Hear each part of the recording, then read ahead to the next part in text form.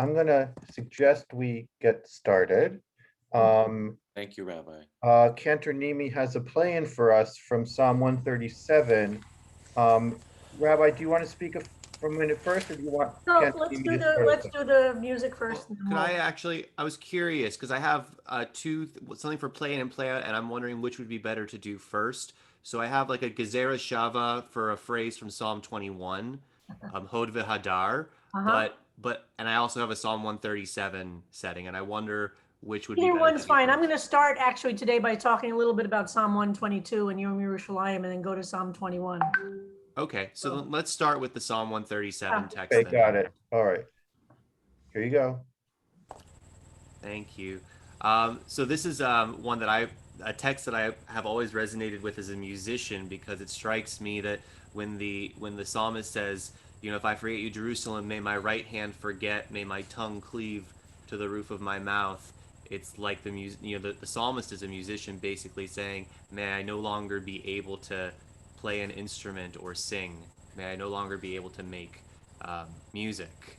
Um, and so this is actually the first Hebrew text I ever set to music, Hmm. like back in, gosh, like late high school, early college. And so it's not my most refined melody, but it's one that has a special place in my heart because it's the first one that I ever actually wrote for a Hebrew text.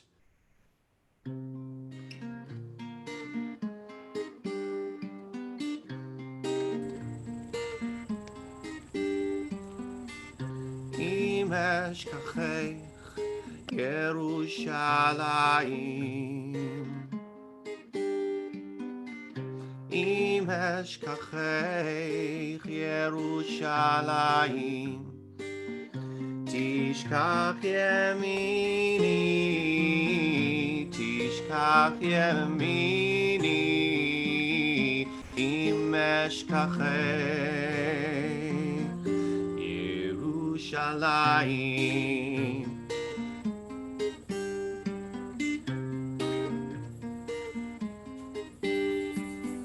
תדבק לשוני לחיקי תדבק לשוני לחיקי אם לא אזכרכי אם לא אזכרכי אם אשכחך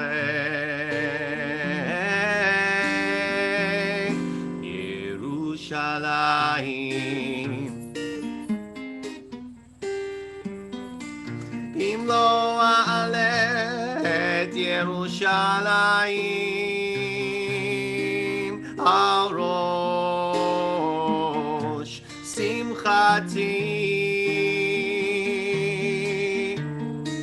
אם לא אעלה את ירושלים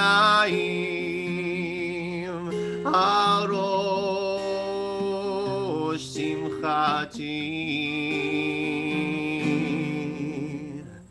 אם אשכחך ירושלים אם אשכחך ירושלים תשכח ימיני תשכח ימיני אם אשכחך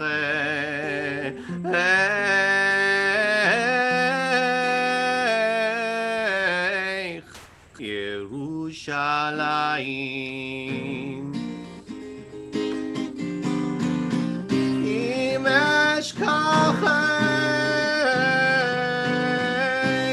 אם אשכחך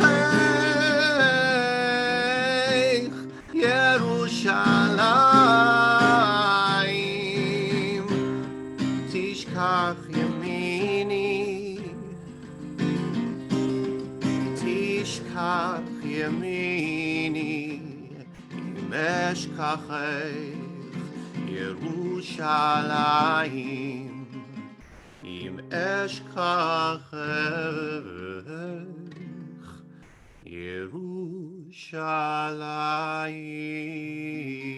ירושלים. Well, that is just gorgeous, gorgeous.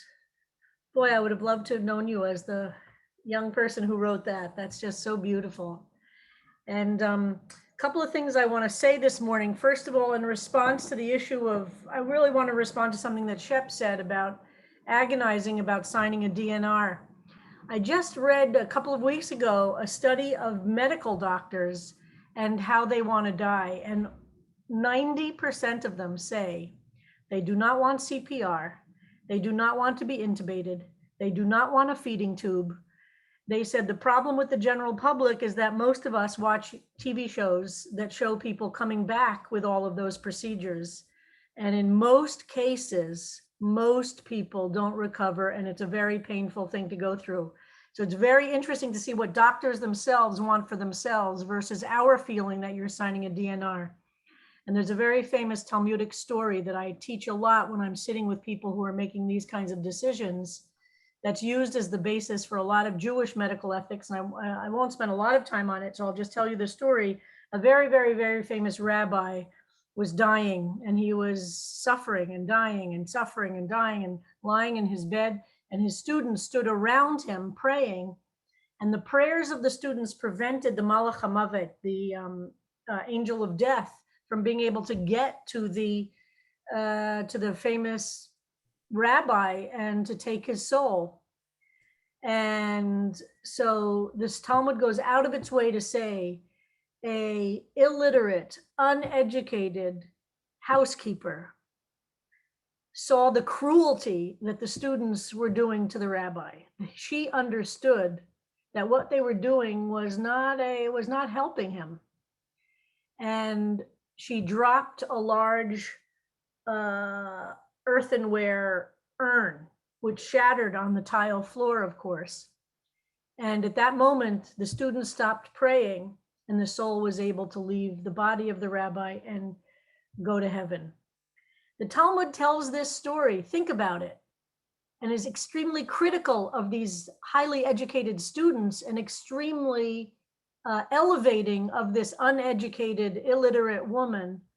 And it tells the story in order to say this woman understood something more deeply than what the students understood, which is there is a time to go, and keeping a soul in the body beyond what is okay is serving the students, not serving the rabbi. And the woman understood that. And the Talmud is very clear in telling the story who they are valuing and who they are criticizing. And that's the basis of a lot of medical ethics in Judaism, which is we are not supposed to do things that will on their own keep life going without support. It's a much more complicated than that. And with that and the idea that most doctors wouldn't even want CPR performed on them because they know that the chances of coming back from CPR to life at a certain age, et cetera, is almost nil. I think we have to recognize, and part of the problem is that as a society, we don't think about it and train ourselves to understand what is a kindness and what is not. And that's why, and I'll repeat that, it's so important for each of us to sign our own documents, giving clear instructions to those who will be around when we might not be conscious about what we want. Because otherwise you're putting people into circumstances where they feel, oh, am I doing the right thing? Am I doing the right thing? You can help that person, whoever you love, make the right decision by putting in writing what you want. And CBST has a wonderful program.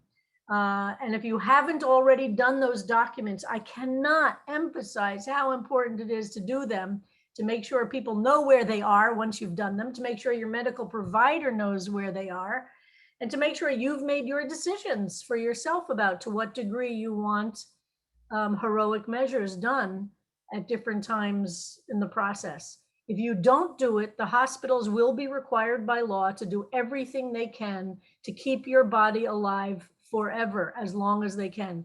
That's the law. They can't do something unless, so the question is, who do you want to make that decision?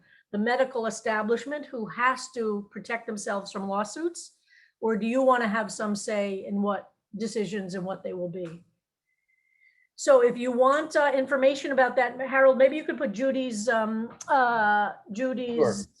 No. email. It's jribnick@cbst.org. And so you can ask her about participating in the program. Okay, so the other thing I wanted to talk about today is that today is called Yom Yerushalayim, Jerusalem Day, which is the day during the Six-Day War in the Hebrew calendar that the Jerusalem was unified and that Israel was able to get into the Old City, which since from 1948 to 1967, Jews were not allowed into the Old City. The Jewish section of the Old City was desecrated. Tombstones were used as paving stones, and all the different Jewish holy sites were desecrated by the Jordanians. So in 1967, it was, of course, great joy when Jews were able to get into the Jewish holy sites and into the Jewish quarter of the Old City. And thus this holiday was, it's a minor holiday. But it is considered a minor holiday in Israel. Unfortunately, in the last bunch of years, and I'm not sure exactly how many years, a group of fascist young men mostly, who are part of the Kahanis, the right wing, some are Kahanis, some are not Kahanis, but part of the right wing super nationalists who have been egged on by Bibi. Guess why? Because Bibi, is under indictment and has a court case going, and he wants to stay in order. And we we know when there's chaos and violence, Bibi manages to create enough fear that people want to keep him in power. Anyway, so for the last few years, maybe more than a few, they've called this the March of the Flags. And these right-wing young men take Israeli flags and violently march through the Muslim quarter of the Old City in a way to say, this is ours, this is ours. And it's become increasingly violent over the years. All the shopkeepers have to close their shops, and it's a terrible time. There's a wonderful group called Tag Ma'ir, which I'm a big, big supporter of, and actually it helped to inspire me about what we did with the mosque in New York. Every year at this day, Tag Ma'ir gathers Jewish volunteers to go ahead of the march into the Old City, or the Muslim quarter, and hand out flowers and offer blessings from Jews. And the photographs are always really beautiful to try and make human to human contact. They can't physically stop the fascists, but what they try to do is show a different Jewish face. Tag Ma'ir is a wonderful, wonderful, wonderful group. New Israel Fund is a big supporter of them, and they really do this attempt to show there are other kinds of Jewish faces, not just these fascists. They are fascists. They are totalitarians. They are authoritarians, and they want all the Muslims to leave the Muslim quarter, of course. That you might have also heard is happening at the same time as some eviction notices for the residents of a neighborhood of Jerusalem called Sheikh Jarrah. Is Judy Hollander here? She and I went to that demonstration once. Yeah, we were there Friday in the rain. Right, exactly. So it was one of these, another thing that helped to inspire my vision of the Muslim thing. Every Friday, has been for years and years and years, one of the only joint Palestinian, many of them are Christians, of course, joint Palestinian-Israeli demonstration. In fact, it's probably the only one that exists in Israel. Every single Friday, people go and protest. I was there with Judy one day, and I've been there, and it is the center of the progressive elements, both within the Palestinian community and within the Jewish community. Go there. Allison, you were there. Robin, yep. Anytime. It was the trip, we went on the trip in 2010 or 11. So whoever was on that. I can't remember. I've done different things on different trips. But Judy's been on every single trip. So I could always count on Judy having been to everything I've done in Israel. Anyway, so there's a wonderful, wonderful group of activists for many, many, many years who've been fighting these evictions. But the court last week declared that they had to be evicted. They've just postponed the eviction. It was supposed to happen today. The evictions have been postponed. It's become very well known because of the protests, and it's very close to what is West Jerusalem, Sheikh Jarrah. And because of these protests, it's very visible. It's another symptom of the evil of the occupation. But those are just serious problems that are happening in Jerusalem today. The march, I've been trying to get in touch with my friends in in Jerusalem. The march was supposed to happen at 5:30 Israel time today, which is already passed by a little bit. And it sounds like, and by the way, often the security forces say this march should not happen because it's obviously inflammatory and provocative and stupid, even forget the ideology just from the security issues. But the government has insisted that it happened. And last week as well, just to add to it, is that there have been violent clashes on the top of the Temple Mount. Israeli government is saying that Hamas operatives, it's not yet 5:30 there?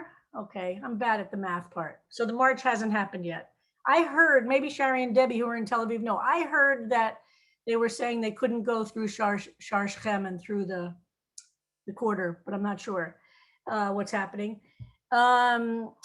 So the Israeli government is saying that they had word that there were Hamas terrorists on top of the Temple Mount, which is very likely possible. There's no reason, and that there were plans to attack the Jews in the Jewish in the plaza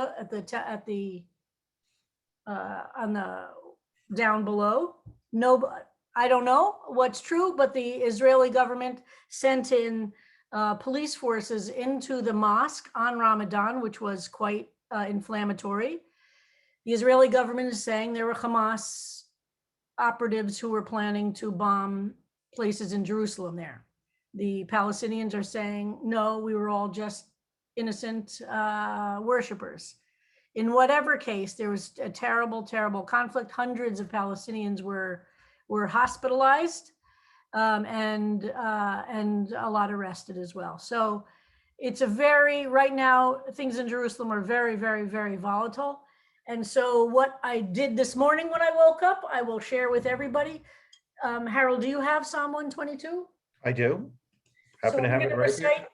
Whenever you're worried, this is the Psalm for peace in Jerusalem. And it's, of course, many of you know it because we sing it a lot at CBST. Hold on. But let's recite it together. Hold on.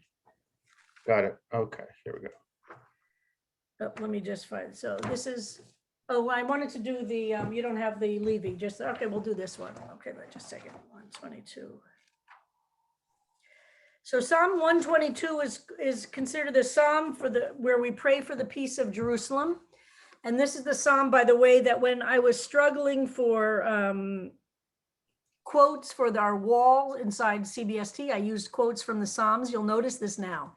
You will now notice when we go back to the building, the quotes around the building are usually quotes from the Psalms, because guess what? I got to choose the quotes. So Psalms are so important to me. Do we have somebody, do we have any Israelis here who'd like to read the Hebrew? Ben Shafran? Ben, Yael. Ben is here. Ben, go ahead. שיר המעלות לדוד, שמחתי באומרים לי בית אדוני נלך. עומדות היו רגלינו בשערייך ירושלים. ירושלים הבנויה, כעיר שחוברה לה יחדיו. ששם עלו שבטים שבטיה עדות לישראל, להודות לשם אדוני.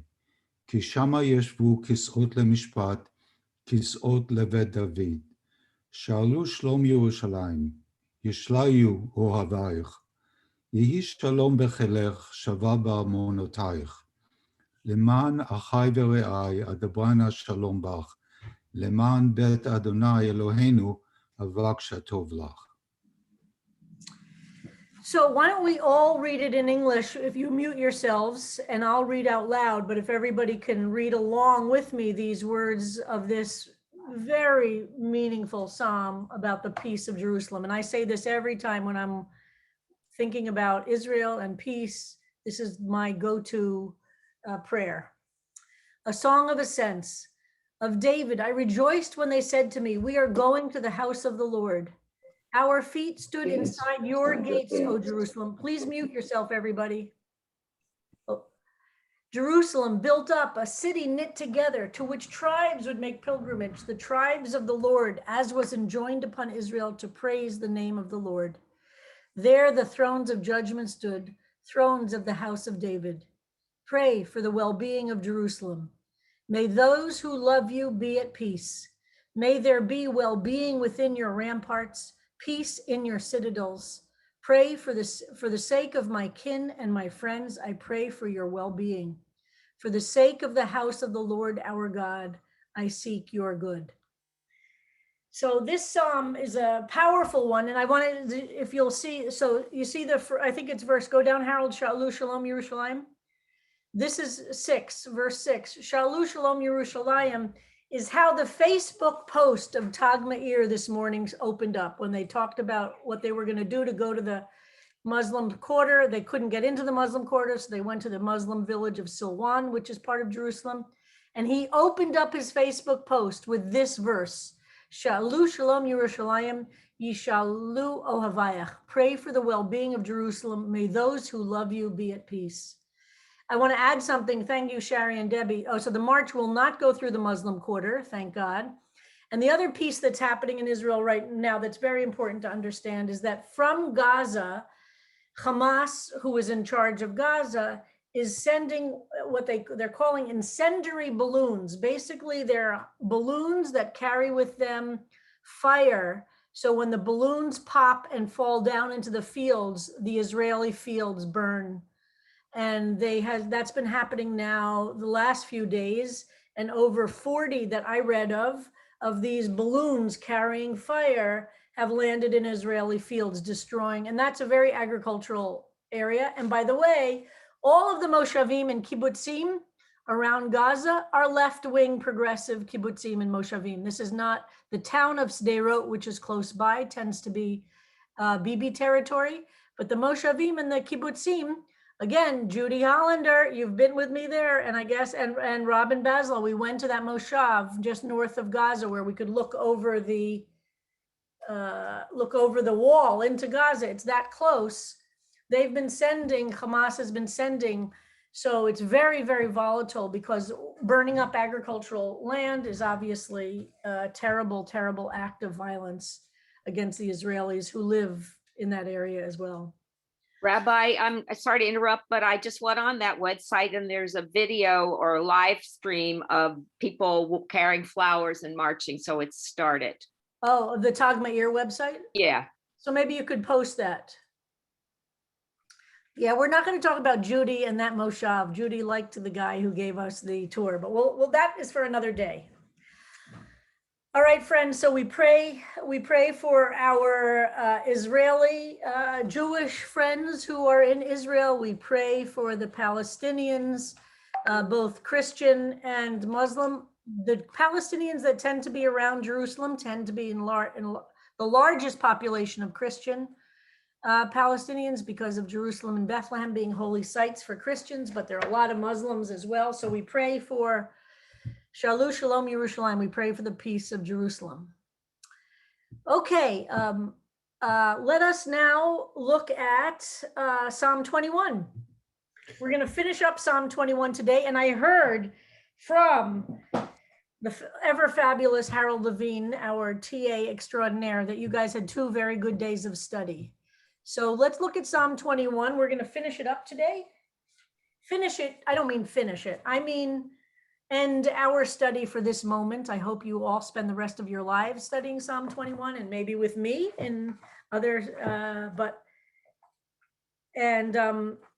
my goal is we're going to then go on to Psalm 22, which is a very, very, very significant Psalm for Christians. I'm giving you the heads up. Psalm 22 is quoted in the Gospels in different ways, very important as a Christian Psalm, and we'll look at that.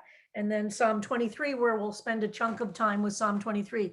Cantor Nimi, we're gonna have to really get ready for some musical settings for Psalm 23, okay? We're gonna do a lot of music about Psalm 23. All right, but Psalm 21.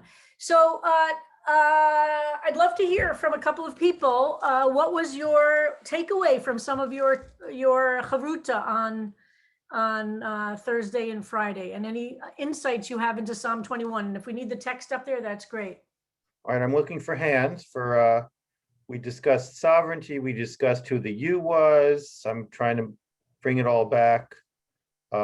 What did you think about Fisher's discussion of sovereignty? Did that help? Did it confuse? Did it make it, Lori, how did you react to it?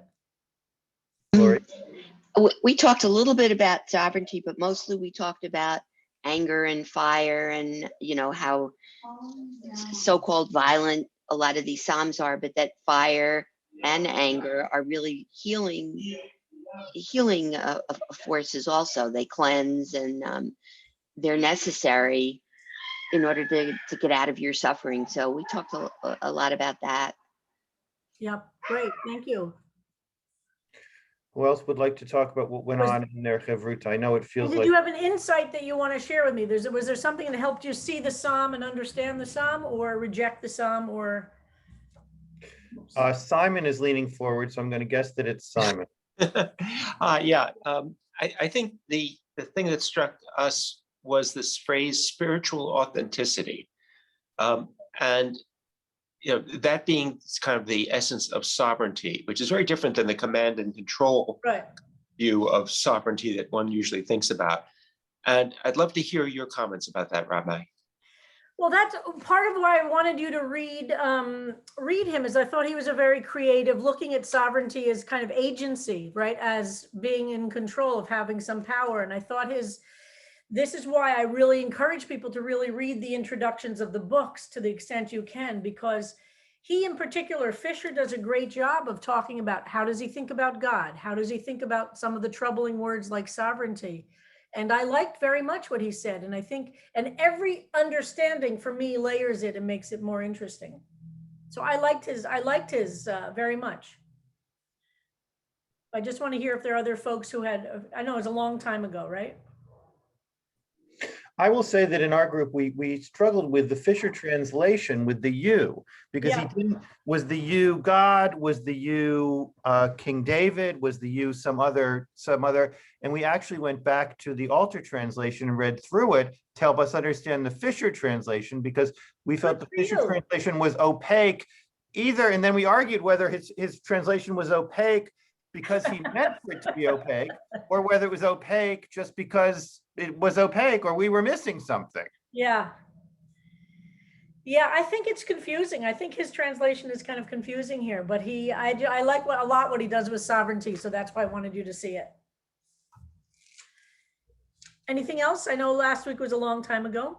Judy Hollander has her, Judy, you're raising your hand. Judy Hollander. I'm not sure we came at this in the group, but it struck me so with the two difference between Manda and we did the two Psalms, whichever versions they were, Levi and Manda, and that they are Psalms for different situations. They may say Psalm 21, but hers was so different in feeling. Yeah. And I thought sort of what Lori's saying is that if we obliterate the real emotions of anger or hurt, we're cutting ourselves off from who we are. So that's all.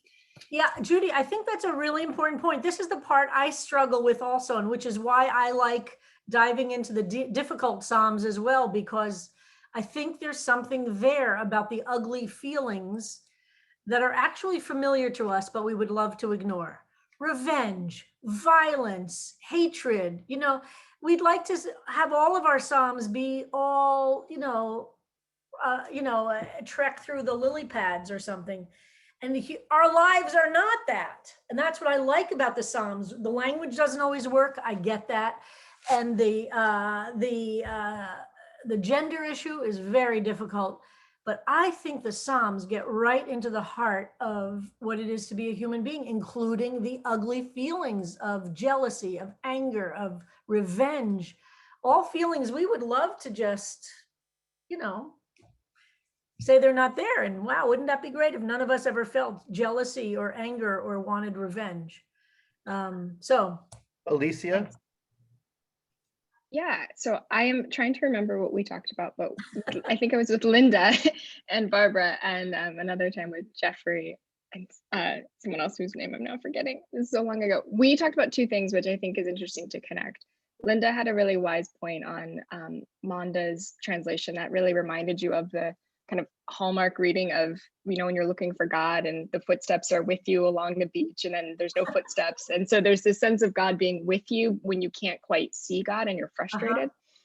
And that reminds me of a new way of seeing Fisher's idea of sovereignty. And the first line, which really struck us in my other Havruta, of sovereignty shines through your power, and of that being a way of actualizing God and of standing when you are so united either with Torah or with whatever thing you think of as God, whether it's mindfulness, that you're one. There's one path of footsteps. And it's just a really different way of seeing those two Psalms, even though I think Manda and Fisher are like diametrically opposed. Yeah. There's something common in them.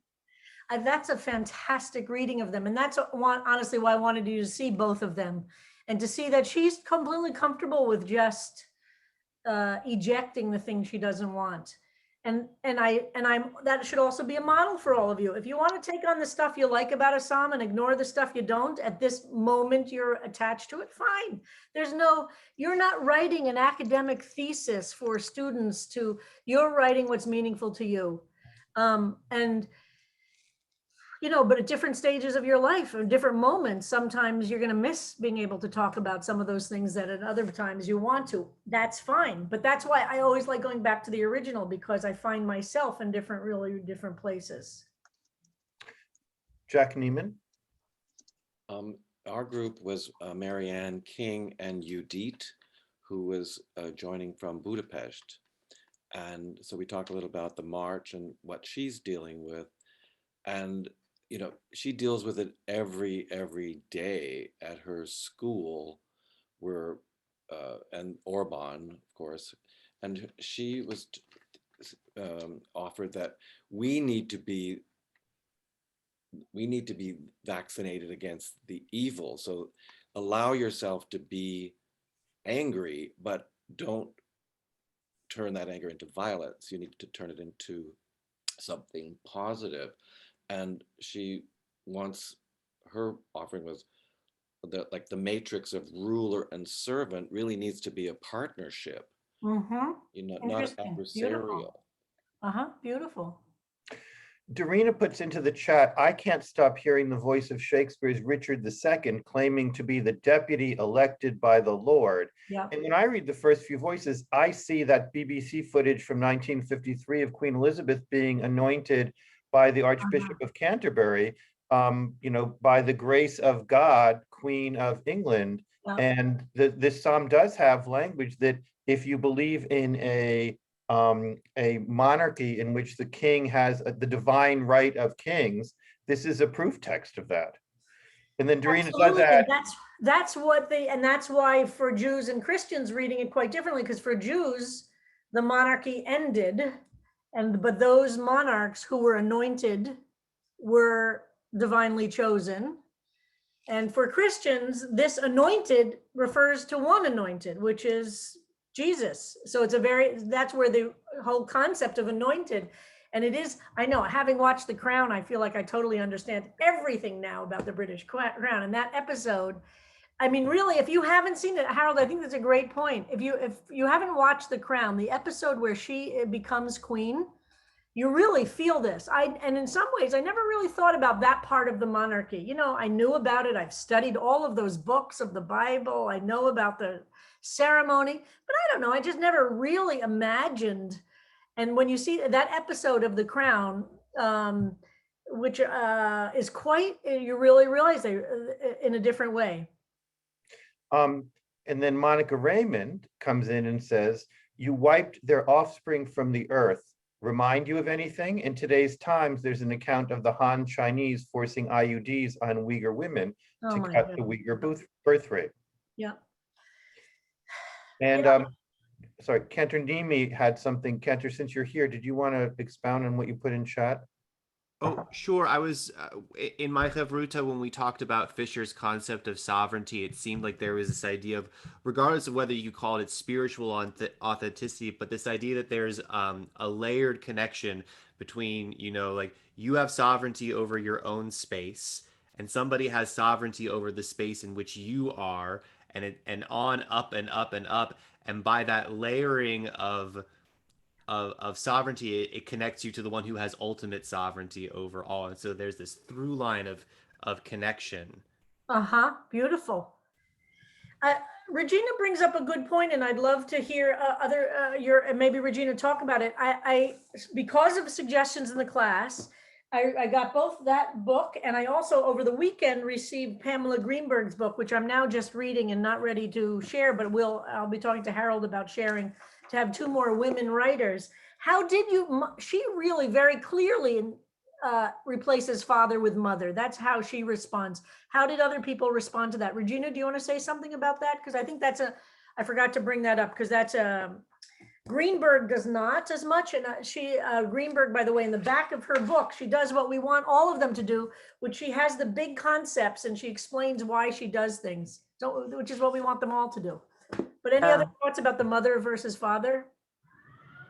Yeah, just very briefly, if you think back to the 70s and when certainly Judaism at CBST was desperately trying to diversify its gender thinking, the language is very problematical. That just doesn't have the kind of flexibility that gets to our real understanding of a deity. And that was my sense of Manda is, let's insert mom and everything will be all right. But it's not very it's not a for me. Any other reactions? People agree with Regina, or is there anybody for whom it did work for them? I liked it. Uh-huh. I liked it because it reminded me of like Mother Earth. I kind of liked it. Okay. Not a problem. Gail Malcolm Meister. Yeah, but I didn't like it, so I can hold my comment. That's okay. Go ahead. I'm just bringing these things out. Let's hear, Gail. So Malka, do we call you Gail or Malka? Either one. Malka's good. Okay. So maybe it replaces the all male language with all female, and that doesn't quite ring true for me. And also because of the exclusion of the female in the past, it's sort of what was left was priestesses and druids and things like that. So for me, the mother language bespeaks non-Jewish thought because we were excluded for so long. So those are my 2 reactions. Great. Wonderful. Thank you. Let's see, Stephen Deem has his hand out. Yes, I liked it, especially because it reminds us how absurd it is to think of the Holy One as a man or a woman. So as soon as you say that, you got to stop for a second and say, what is the nature of the divine? So it excites me. I used to say back in the 70s and the 80s when this was, as Regina said, the hot issue, my argument all the time was, okay, if you don't like she for God, how can you argue that he for God is okay? You can't tell me that he doesn't mean he, that it's somehow a universal and it doesn't actually mean gender if she upsets you. No, that's not a logical thing, right? So there's a phrase, identity in Israeli Hebrew, which I feel very close to, which is called a dafkanik. Somebody who likes to do something just to be a little dafka, a little bit against. And just as a dafkanik, okay, as a dafkanik, I love it because it challenges people to think about, if you don't think he means he, then why does it bother you? But then I want to get to another level. Like that's my first reaction, which is a little bit of that, But then the next level is, okay, what would work for me? Beyond just calling out the people who don't see gendered as gender. And I'm not sure. This is a lifetime journey. I don't have the answer. Dean. Yeah, hold on. Okay. My only comment about the gender language, which always drives me crazy, is that they romanticize women. I feel like they give us this, she's almost like the Virgin Mother, that whole thing where all goodness, kindness, passivity, peace are with girls. And Uh-huh. I think that's crock, so that we're not getting to the actual nature of our violence, which is in both genders. Uh-huh. The Very nature good point. of our destruction. So that's my only comment. I know whenever people say we need more women in government, which of course we do, but Margaret Thatcher, it's not exactly, that alone will not, that alone won't save us. But yes, it's got to be more complicated than just replacing one for the other. And we all know that. And I'd like to say, boy, do we as lesbians know that women aren't all great, right? Catherine. Actually, I'd like to follow up on what the rabbi said, that it's a journey, it's inconclusive,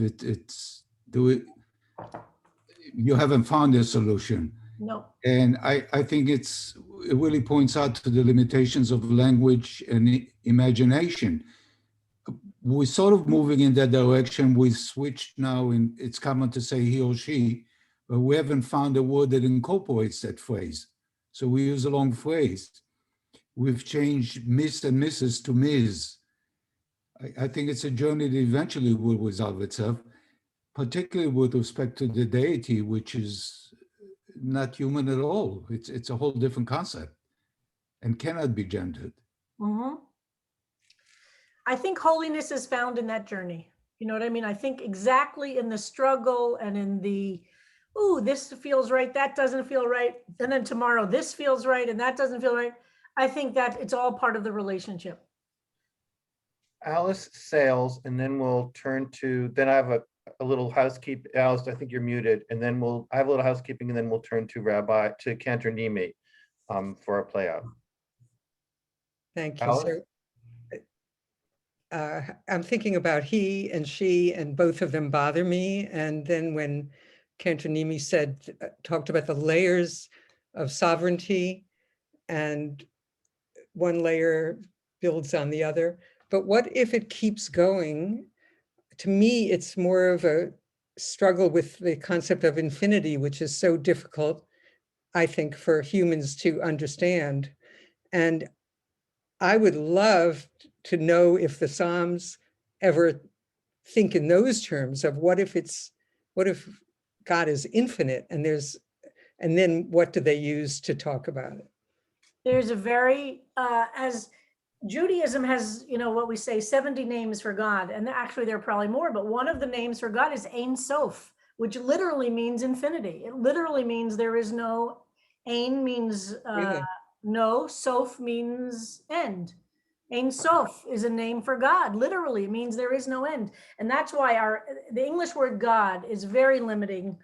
But Ein Sof is one of the mystical names for God, meaning there is no end. So exactly, literally means infinite.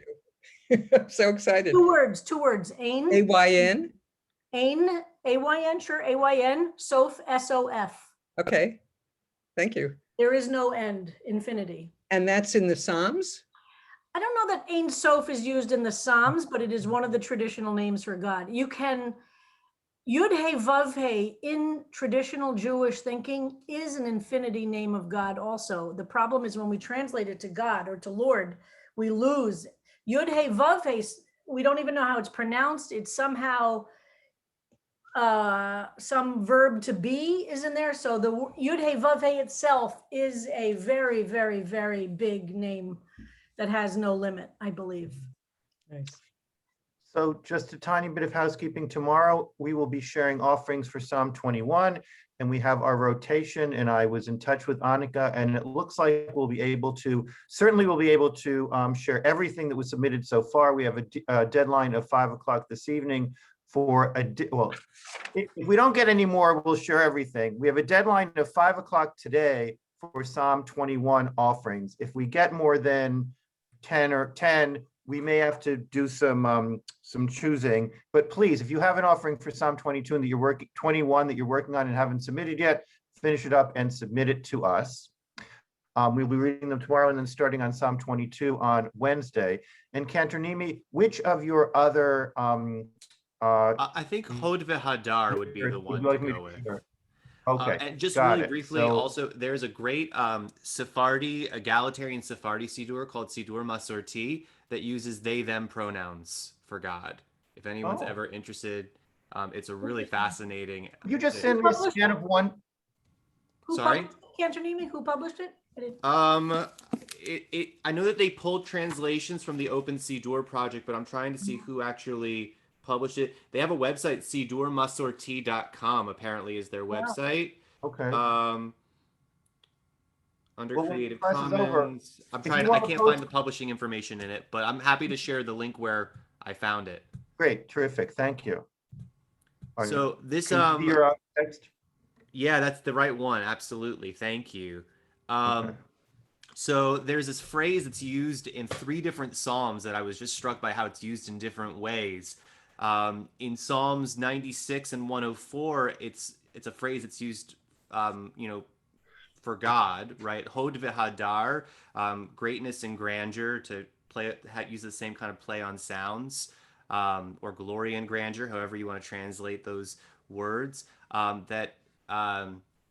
But in Psalm 21, it's the only time that Hod v'hadar is actually conferred by God upon the sovereign. So again, that idea of sovereignty being conferred, it really seemed to strike me that's what Psalm 21 was doing. But here, it's from a psalm that we use on Friday nights. And so this is Josh Warshawski's setting of Hod v'hadar that tries to capture some of that quiet majesty.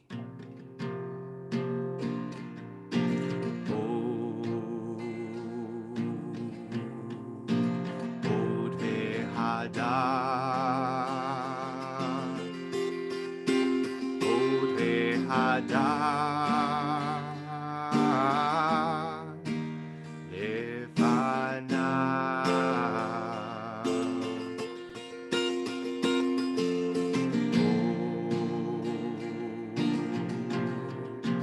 Hod v'hadar, Hod v'hadar, lefanav.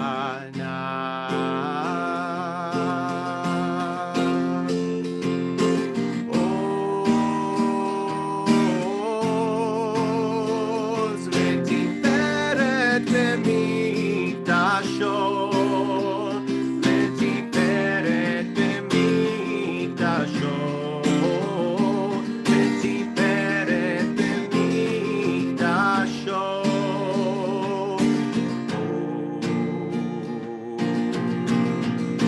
Hod v'hadar, Hod v'hadar, lefanav.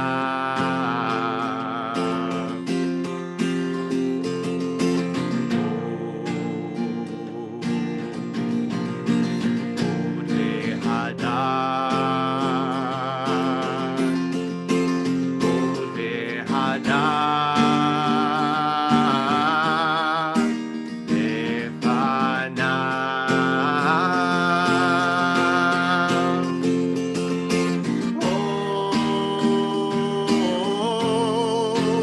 Oz v'tiferet b'mikdasho, v'tiferet b'mikdasho, v'tiferet b'mikdasho, v'tiferet b'mikdasho, v'tiferet b'mikdasho.